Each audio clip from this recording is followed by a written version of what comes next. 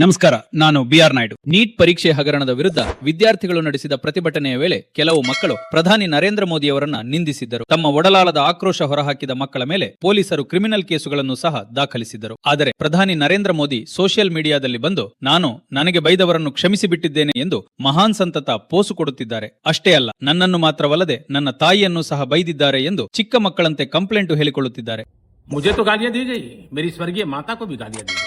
ಮಹಿಳೆಯರಿಗೆ ಗೌರವ ಕೊಡಬೇಕು ಎಂದು ಪ್ರಧಾನಿ ಮೋದಿಯವರ ಬಾಯಲ್ಲಿ ಬರುತ್ತಿರುವುದು ಹಾಸ್ಯಾಸ್ಪದವಾಗಿದೆ. ಯಾಕೆಂದ್ರೆ ನಿಂದಿಸುವುದು ಈ ದೇಶದಲ್ಲಿ ಅಪರಾಧ ಎಂದು ಪರಿಗಣಿಸಿದ್ದರೆ ಪ್ರಧಾನಿ ನರೇಂದ್ರ ಮೋದಿಯವರೇ ಜೈಲಿನಲ್ಲಿರಬೇಕಿತ್ತು. ಪ್ರಧಾನಿ ಮೋದಿಯವರು ಕೇವಲ ಮತಕ್ಕಾಗಿ, ಕ್ಷುಲ್ಲಕ ರಾಜಕೀಯಕ್ಕಾಗಿ, ಕಳಪೆ ಮಟ್ಟದ ಪ್ರಚಾರಕ್ಕಾಗಿ ಈ ದೇಶದ ಗಣ್ಯ ಮಹಿಳೆಯರನ್ನು ಹಲವು ಬಾರಿ ವೇದಿಕೆಯ ಮೇಲೆ ಬಹಿರಂಗವಾಗಿಯೇ ನಿಂದಿಸಿದ್ದಾರೆ. ಮಹಿಳೆಯರಿಗೆ ಗೌರವ ಕೊಡುವುದು ಪ್ರಧಾನಿ ನರೇಂದ್ರ ಮೋದಿಯವರಿಗಾಗಲಿ ಬಿಜೆಪಿಯವರಿಗಾಗಲಿ ಎಂದಿಗೂ ಗೊತ್ತಿಲ್ಲ. ನೀವಿದಕ್ಕೆಲ್ಲ ಕ್ಷಮೆ ಯಾವಾಗ ಕೇಳ್ತೀರಾ ಮೋದಿಜಿ? ಎಐಸಿಸಿ ವರಿಷ್ಠರಾದ ದೇಶದ ಮಾಜಿ ಪ್ರಧಾನಿಯ ಪತ್ನಿಯಾದ ಸೋನಿಯಾ ಗಾಂಧಿ ಅವರನ್ನು ತುಂಬು ವೇದಿಕೆಯಲ್ಲಿ ಕಾಂಗ್ರೆಸ್ ಪಕ್ಷದ ವಿಧವೆ ಎಂದು ಕರೆದಿರಿ.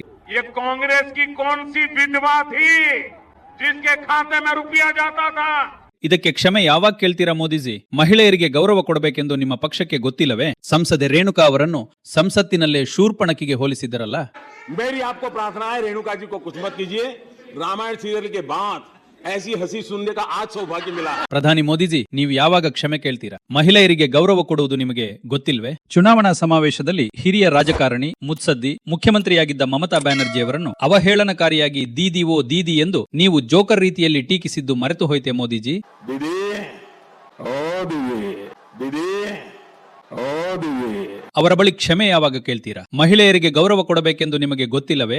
150 ವರ್ಷದ ಇತಿಹಾಸವುಳ್ಳ ಕಾಂಗ್ರೆಸ್ ಪಕ್ಷವನ್ನು ಮುದುಕಿ ಎಂದು ಕರೆಯುವ ಮೂಲಕ ದೇಶಕ್ಕೆ ಸ್ವಾತಂತ್ರ್ಯ ತಂದುಕೊಟ್ಟ ಪಕ್ಷ ಹಾಗೂ ಈ ದೇಶದ ವೃದ್ಧ ಮಹಿಳೆಯರ ಸಮೂಹ ಎರಡಕ್ಕೂ ಅಪಮಾನ ಮಾಡಿದಿರಿ. ये 125 साल की बुढ़िया बेंगलोर की जिंदगी बदल सकती है, कर्नाटक की जिंदगी बदल सकती है, हिंदुस्तान की जिंदगी बदल सकती है.